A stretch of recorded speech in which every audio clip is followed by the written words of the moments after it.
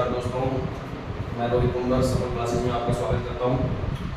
अपना जो टॉपिक चल रहा था 12th क्लास का, वो टॉपिक चल रहा था 1.1, ठीक है, जिसके अंदर अपने रिलेशन पढ़ रहे थे। और रिलेशन के अंदर अपने क्या क्या पढ़ लिया था, रिलेशन के टाइप पढ़ लिए थे। कितने टाइप के रिलेशन होते हैं? 3 टाइप के रिलेशन होते हैं। कौन कौन से? रिफ्लेक्सिव और सिमेट्रिक और ट्रांजिटिव, ठीक है।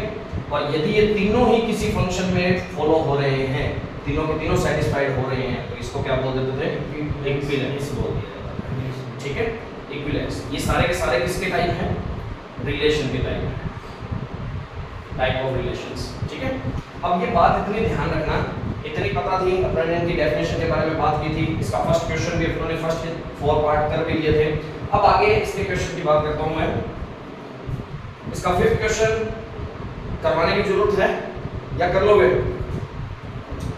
चलो देख लेते हैं एक बार, कोई भी एक जो भी तुम्हें टफ लगता है तो अपने उस पर बात कर लेते हैं। क्वेश्चन की कर लो सर। बी कर लेते हैं, 5th का बी कर लेते हैं। तो आर जो रिलेशन दिया हुआ है वो इस टाइप से है, और x and y live in the same location.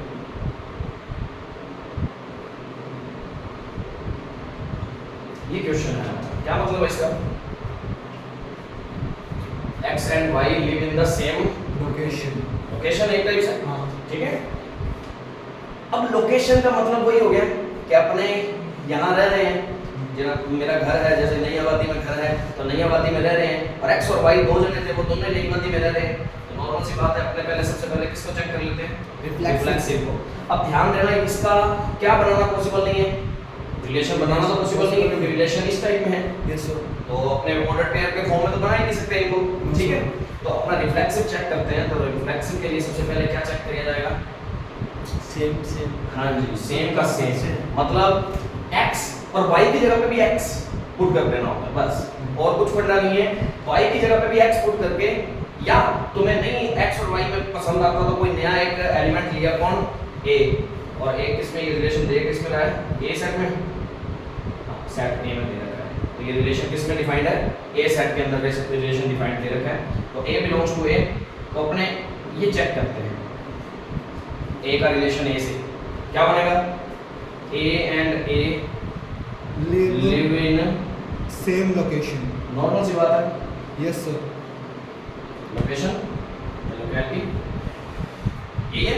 Yes sir. तो a, जैसे मैं a हूँ, अब मैं 2 बार थोड़ी हूँगा, एक ही तो बंदा हूँ मैं, तो 2 बार लिखने से मैं क्या 2 बार हो जाऊँगा? नॉर्मल सी बात है। तो a and a live in same location. Same location automatically. तो ये रिफ्लेक्शन हुआ कि नहीं हुआ? Yes, sir. रिफ्लेक्सिव हुआ कि नहीं हुआ? ठीक है, तो इट इज रिफ्लेक्सिव रिलेशन। अब सिमेट्रिक के बारे में बात कर लेते हैं। सिमेट्रिक क्या बोलता है कि 2 बंदे हमारे कहाँ से आने चाहिए? जो भी सेट में रिलेशन डिफाइंड है वहां से लेने हैं, ठीक है। और गिवन क्या होगा? गिवन हमें होगा a का रिलेशन किससे? b से गिवन होगा। a का रिलेशन b से, तो क्या होगा? a का रिलेशन b को ऐसे लिखते हैं, और क्या होगी डेफिनेशन उसकी? a and b live in the same locality. ठीक है, गिवन है अपने को। Yes sir. अब a और b एक ही जगह पर रहते हैं, हाँ। तो b और a b उसी जगह भी रहेंगे। Yes sir. सिंपल सी है। b a का रिलेशन क्या बनेगा? इसी रिलेशन को अपने क्या लिख देते हैं? उल्टा लिख देता हूँ, b and a, ठीक है।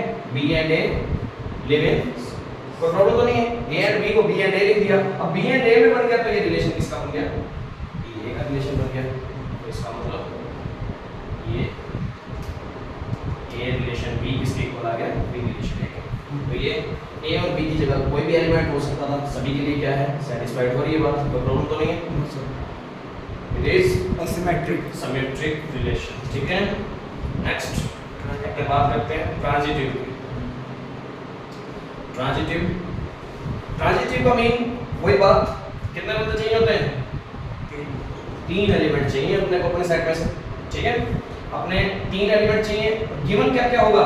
a का b से ए का बी से रिलेशन गिवन होगा, मीन्स क्या गिवन है, A and B live in